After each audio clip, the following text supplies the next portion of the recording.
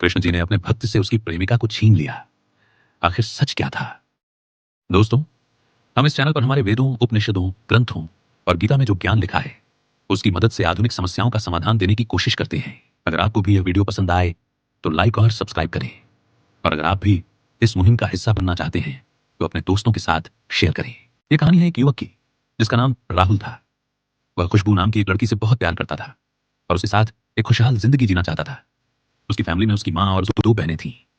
पिताजी का देहांत कुछ साल पहले हो चुका था। घर का सारा खर्च राहुल की कमाई से ही चलता था। राहुल कृष्ण जी का बहुत बड़ा भक्त था। दिन रात उनकी पूजा करता था और भगवान से अपनी फैमिली की खुशहाली और खुशबू के साथ सुखी वैवाहिक जीवन की कामना करता था। लेकिन भगवान को जैसे कुछ और ही मंजूर था। एक दिन राहुल को ऑफिस में फोन आया कि खुशबू का एक्सीडेंट हो गया है। वह भागते भागते जब तक वहां पहुंचा, तब तक डॉक्टर ने उसे मृत घोषित कर दिया था। राहुल के पैरों तले से जैसे जमीन ही खिसक गई। उसके सारे सपने चकन्नाचूर हो गए। राहुल ने खुद को कमरे में बंद कर लिया। वह भगवान की मूर्ति के सामने शिकायत भरी नजरों से देखता और रोता रहता था। भगवान ने उसके साथ ऐसा क्यों किया? वह तो उनका सबसे बड़ा भक्त था, कभी किसी का बुरा नहीं किया। ऐसे ही 2 महीने बीत गए। राहुल या तो कमरे में कैद रहता या घंटों मंदिर में बैठा रहता।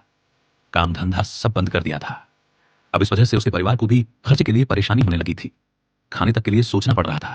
तब एक दिन मंदिर में उसे एक साधु बाबा मिले। उन्हें राहुल की कहानी पता थी। उन्होंने राहुल से कहा, कृष्ण के भक्त होकर तुम शोक में डूबे हुए हो। तुम खुद को कृष्ण का इतना बड़ा भक्त कहते हो, लेकिन तुम्हें उनकी शिक्षाएं पता भी हैं। उन्होंने राहुल के सामने गीता आगे बढ़ाते हुए कहा, अध्याय 2, श्लोक 51।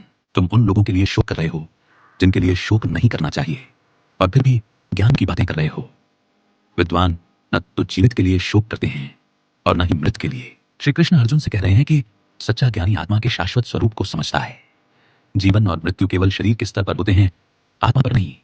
अतः मोह और अत्यधिक भावनात्मक लगाव के कारण विवेक को खोना उचित नहीं। उन्होंने राहुल को गीता पढ़ने को कहा। राहुल ने गीता पढ़ना शुरू किया और कुछ दिनों बाद उसके अंदर बदलाव आने शुरू हुए।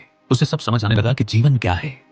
जीवन में जो भी होता है वह या तो विधि लिखित है या कर्मों से बंधा है, इसलिए शोक करने का कोई कारण ही नहीं। अब उसने काम पर जाना भी शुरू कर दिया और वह अब एक अलग इंसान बन चुका था। अपनी हर जिम्मेदारी को भगवान का आदेश मानता था और हर सुख दुख को उनकी इच्छा।